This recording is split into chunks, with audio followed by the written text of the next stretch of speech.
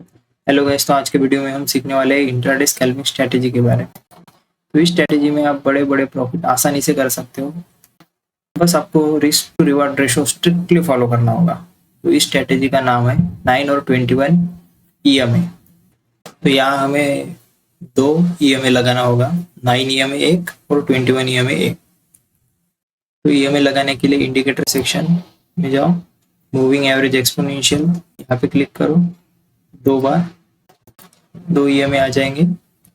फिर इसके सेटिंग में जाओ, यहाँ पे 9 ईएमए ऑलरेडी है, कलर चेंज करो ताकि हमें पता चल सके 9 ईएमए कौन सा है और 21 ईएमए कौन सा है। इसको हम येलो कलर रख देंगे। ओके, नीचे वाले इसके सेटिंग में जाओ, इसको हम 21 कर देंगे। 21 स्टाइल में जाके लाइन थोड़ी ब्रॉड करो, 21 हमारा ब्लू लाइन है। ओके, तो यहाँ हमारा सेटअप रेडी हो चुका है। तो आगे हम सीखेंगे रूल्स एंड रेगुलेशन इस स्ट्रेटेजी के। तो चलिए रूल्स देख लेते हैं। तो सबसे पहले जान लेते हैं इंट्राडे स्कैल्पिंग स्ट्रेटेजी होती क्या है। इंट्राडे स्कैल्पिंग स्ट्रेटेजी एक ऐसी ट्रेडिंग टेक्निक होती है जिसमें ट्रेडर दिन भर में ट्रेड में कई बार एंट्री करता है और छोटा छोटा प्रॉफिट लेके एग्जिट करता है। ट्रेडर का एक ही माइंडसेट होता है कि हर ट्रेड में से छोटा छोटा प्रॉफिट निकाले। इसमें हम ज्यादा देर तक कोई भी ट्रेड होल्ड करके नहीं रख सकते। इस ट्रेडिंग टेक्निक को स्कैल्पिंग स्ट्रेटेजी बोलते हैं। तो रूल्स देखते हैं। सबसे पहला रूल है ईएमए 9 और 21 ईएमए, और उसका एंगल होना चाहिए 25 टू 45 डिग्री। 9 और 21 ईएमए तो हमने लगा दिया है। ईएमए का एंगल 45 या 25 डिग्री होना चाहिए। इसका मतलब यह है कि ईएमए में इस तरह का ट्रांसफॉर्म आना चाहिए। अगर ईएमए पास पास रहे तो इसमें हम ट्रेड नहीं कर सकते, इसको अपन साइडवेज मार्केट बोलते हैं। और जब भी ईएमए पास पास रहे तो उस सिचुएशन में हम ट्रेड नहीं करते। सेकंड रूल है time frame. 5 minute time frame पे हमें ट्रेड करना है और ट्रेंड एनालिसिस करना है 15 मिनट पे। इसका मतलब यह है कि हमें अगर 5 मिनट पे ट्रेड करना होगा तो हमें ट्रेड एनालिसिस करना होगा 15 मिनट पे। तो सबसे पहले हमें 15 मिनट टाइम फ्रेम पर जाना होगा ट्रेड एनालिसिस करने के लिए। तो 15 मिनट टाइम फ्रेम पर आ चुके हैं। तो सबसे पहले हमें देखना होगा कि 15 मिनट टाइम फ्रेम पे ट्रेंड क्या चल रहा है। तो यहाँ हमें क्या दिख रहा है, मार्केट साइडवेज है और अप डायरेक्शन में जा रहा है। तो यहाँ हम एक ट्रेंड लाइन निकाल सकते हैं, ऐसी नीचे एक ट्रेंड लाइन हो गया। अगर जब भी इस ट्रेंड लाइन को ब्रेक करे वहां हमें हम एंट्री करनी होगी। तो हमें आना होगा 5 मिनट टाइम फ्रेम पे।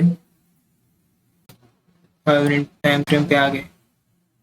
इसने तो ब्रेक कर दिया रेड कैंडल पे, ठीक है, लेकिन हमें एंट्री कब करनी है ये तो पता नहीं है ना।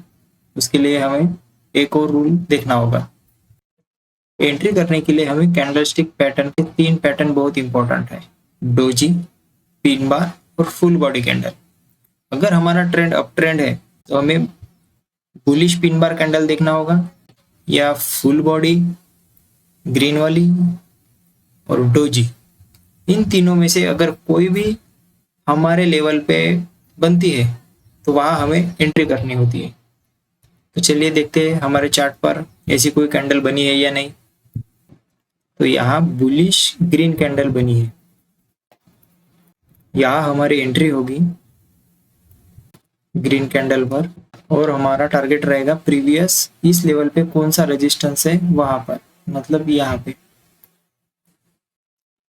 नेक्स्ट ट्रेड भी वही बुलिश पिन बार कैंडल यहाँ पे बनी। ईएमए का एंगल है 25 टू 45 डिग्री। सेम एंट्री फिर से। एसएल हमें जिस कैंडल पे हमारी एंट्री होती है उसका लो हमारा एसएल होता है, और टारगेट हमारा अगर अप ट्रेंड है तो प्रीवियस उस लेवल पे जो भी रेजिस्टेंस होगा वहां वो हमारा फर्स्ट टारगेट रहेगा। अभी यहाँ देखो हमारा बुलिश पिन बार कैंडल हो गई, यहाँ पे हमारी पहली एंट्री रहेगी। तो इसका एसएल रहेगा हमारा ये 24,720, 19 मतलब 20, और हमारी एंट्री रहेगी यहाँ पे एंट्री रहेगी 24,744। फर्स्ट टारगेट रहेगा प्रीवियस रेजिस्टेंस 24,761 और सेकंड रेजिस्टेंस है यहाँ पे कैंडल ने रिजेक्शन दिया था 24,845। तो ये लेवल तो हमने मार्क करके रखे थे। चलो प्रीवियस चार्ट में देख लेते हैं बैक टेस्टिंग करके। बैक टेस्टिंग करने से पहले मार्केट स्ट्रक्चर के बारे में थोड़ा बहुत जान लेते हैं। मार्केट का ट्रेंड कैसा चलता है, higher high higher low, higher high higher low, higher high higher low. ये रहा अप ट्रेंड का स्ट्रक्चर। अगर इसको अप ट्रेंड कंटिन्यू करना रहा तो ये higher high higher low continue करेगा। अगर इसको अप ट्रेंड कंटिन्यू नहीं करना है, इसको अप ट्रेंड चेंज करना है, तो ये हायर हाई बनाना बंद कर देगा। फिर उसके बाद कुछ दिनों तक मार्केट साइडवेज रहेगा, no higher high no lower low, only sideways. उसके बाद market lower high lower low, lower high lower low, lower high lower low, ये लोअर ट्रेंड हो गया। अगर मार्केट को ट्रेंड चेंज करना होगा तो ये नया लोअर लो बनाना बंद कर देगा। उसके बाद एक अपने को स्ट्रॉन्ग सपोर्ट मिलेगा, वहां से ट्रेंड चेंज होगा। ये स्ट्रक्चर अपने माइंड में ध्यान से भर लो, ये बहुत इंपॉर्टेंट है। तो चलिए शुरू करते हैं बैक टेस्टिंग। तो हम अप्रैल मंथ से बैक टेस्टिंग करना शुरू कर देंगे। तो हमें चार्ट देख के क्या दिख रहा है, सबसे पहले चार्ट हमें दिखा रहा है lower high lower low, lower high lower लो, मार्केट डाउन ट्रेंड में जा रहा है। ठीक है, तो हम यहाँ पे डाउन ट्रेंड का ही ट्रेड प्लान करेंगे। ये अपना क्लियर हो गया। अप ट्रेंड के बारे में यहाँ पे सोचना ही नहीं। तो हमें डाउन ट्रेंड के लिए ट्रेड लेना कंफर्म हो गया। तो हमारा रूल्स क्या है? फर्स्ट रूल है ये हमें 25 टू 45 डिग्री होना चाहिए। दूसरा कैंडल हमें इन तीनों में से कोई भी एक कैंडल चाहिए, बियरिश पिन बार या फुल बॉडी रेड कैंडल या फिर डोजी। यहाँ पे हमें फुल बॉडी बियरिश कैंडल मिल गई, मतलब यहाँ पे हमारा ट्रेड कंफर्मेशन हो गया।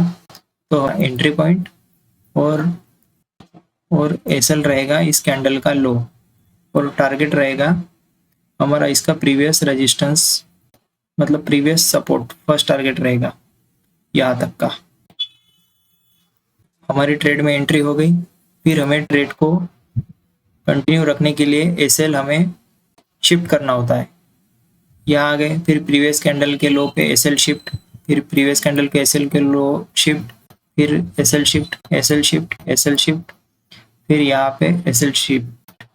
यहाँ पे हमारा टारगेट डन। वैसे ही फिर से trend lower high lower low, lower high lower low, lower high lower लो। फिर यहाँ पे उसने स्ट्रॉन्ग सपोर्ट दे दिया, यहाँ पे नया लोअर लो नहीं बना, मतलब यहाँ से ट्रेंड चेंज हो गया, यहाँ से हायर हाई बन गया। फिर यहाँ पे ट्रेंड चेंज कंफर्मेशन डन। अभी यहाँ हमें डाउन ट्रेंड के लिए नहीं सोचना है, अभी यहाँ हमें अप ट्रेंड के लिए ही ट्रेड ढूंढना है। तो हमें अप ट्रेंड के लिए ट्रेड ढूंढने के लिए हमें कौन सी कैंडल चाहिए होगी?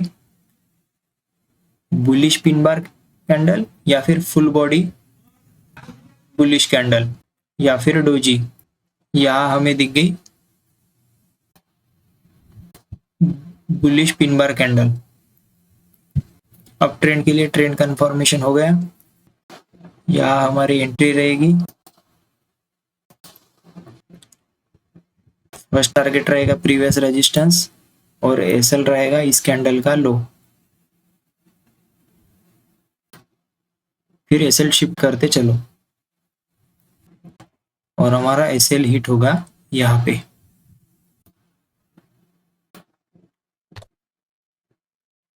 ऐसे ही आपको ध्यान से ट्रेड देखकर पहचानते आना चाहिए ताकि आप एक्यूरेसी के साथ ट्रेड कर सको।